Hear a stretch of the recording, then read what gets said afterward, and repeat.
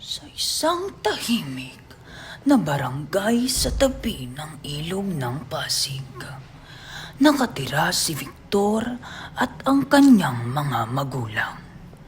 Ang kanyang itay ay isang magaling na mangingisda at ang kanyang inay ay isang mabuting may bahay. Payapa at tahimik ang kanilang pamumuhay.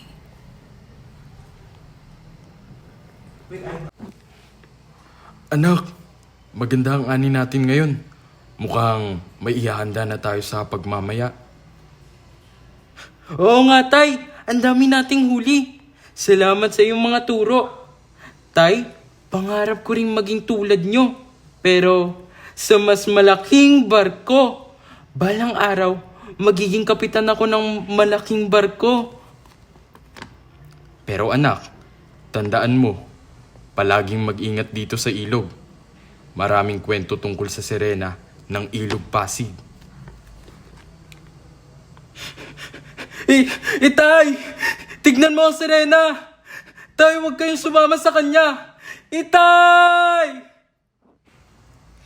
O Maria na hinirang ng Diyos upang maging ina, patnubayan niyo po kami at ang aking anak upang matupad ang kanyang mga pangarap.